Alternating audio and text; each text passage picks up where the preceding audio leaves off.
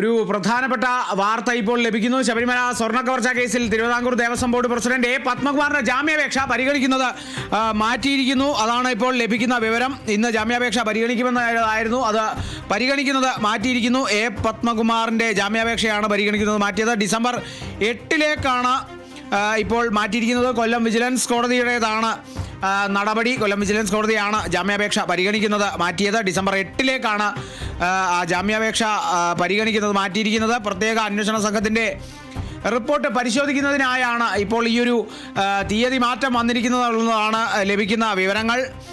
ഇന്നാണ് റിപ്പോർട്ട് ഇന്നാണ് കോടതിക്ക് SIT റിപ്പോർട്ട് നൽകിയത്. പ്രത്യേക അന്വേഷണ സംഘം കഴിഞ്ഞ ശനിയാഴ്ചയാണ് പത്മകുമാർ ജാമ്യാപേക്ഷ നൽകിയത്. ഇന്ന് പരിഗണിക്കുമെന്നുള്ളതായിരുന്നു. എന്നാൽ അത് പരിഗണിക്കുന്നത് ഡിസംബർ 8 മാറ്റിയിരിക്കുന്നു. നമുക്കറിയാം, നിലവിൽ റിമാൻഡിലാണ് എ പത്മകുമാർ. അപ്പോൾ ജാമ്യാപേക്ഷ പരിഗണിക്കുന്നത് 8 തീയതിയിലേക്ക് മാറ്റുമ്പോൾ അത്രയും ദിവസം കൂടി ജയിലിൽ തുടരേണ്ടി വരും. എ പത്മകുമാർ മുൻ ദേവസ്വം ബോർഡ് പ്രസിഡന്റ്, മുൻ MLA ഒക്കെ ആയിരുന്നു. ഇപ്പോൾ ജയിലിലാണ്, റിമാൻഡിലാണ്. അപ്പോൾ ഈ കേസിനെ സംബന്ധിച്ച് വലിയ രീതിയിലുള്ള മൊഴികൾ പിന്നീടും പത്മകുമാർ നൽകിയിരുന്നു. നമുക്കറിയാം, ചെമ്പെന്ന് രേഖപ്പെടുത്തി, അതായത് സ്വർണ്ണമെന്നുള്ളത് രേഖപ്പെടുത്താതെ, അതായത് സ്വർണം പൂശിയ ചെമ്പെന്ന് രേഖപ്പെടുത്താതെ ചെമ്പെന്ന് രേഖപ്പെടുത്തിയ ആളാണ് എ പത്മകുമാർ എന്നുള്ളതൊക്കെയാണ് പ്രത്യേക അന്വേഷണ സംഘത്തിൻ്റെ കണ്ടെത്തൽ. അതിൽ വ്യക്തമായിട്ടുണ്ട്, റിമാൻഡ് റിപ്പോർട്ടിലടക്കം വ്യക്തമായിട്ടുണ്ട്. എന്തായാലും താൻ കുടുങ്ങുകയാണെങ്കിൽ, അല്ലെങ്കിൽ താൻ മാത്രം ഒറ്റയ്ക്ക് അങ്ങനെ പ്രതിയാകില്ല എന്നുള്ളതാണ് എ പത്മകുമാർ ഉയർത്തിയിരിക്കുന്ന വാദമെന്നുള്ളത്. അത് ഹർജിയിലടക്കം അതുണ്ട്. അത് എല്ലാവരുടെയും കൂട്ടുത്തരവാദിത്തം, അതാണ്, ആ വാക്കാണ് ഏറ്റവും പ്രധാനം. കൂട്ടുത്തരവാദിത്തമാണ്. താൻ ഒരാളല്ല.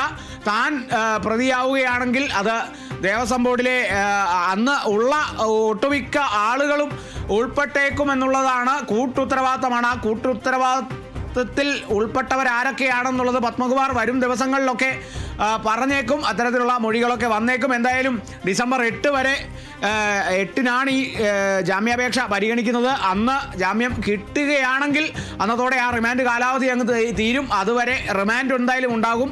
അന്ന് ജാമ്യാപേക്ഷ പരിഗണിച്ചത് നടന്നില്ലെങ്കിൽ ഒക്കെ കണ്ടറിയേണ്ടിയിരിക്കുന്നു. എന്തായാലും ഡിസംബർ 8 ജാമ്യാപേക്ഷ പരിഗണിക്കുന്നത്. ഇന്ന് പരിഗണിക്കാനിരുന്ന ജാമ്യാപേക്ഷ കൊല്ലം വിജിലൻസ് കോടതി ഡിസംബർ 8 മാറ്റിയിരിക്കുന്നു.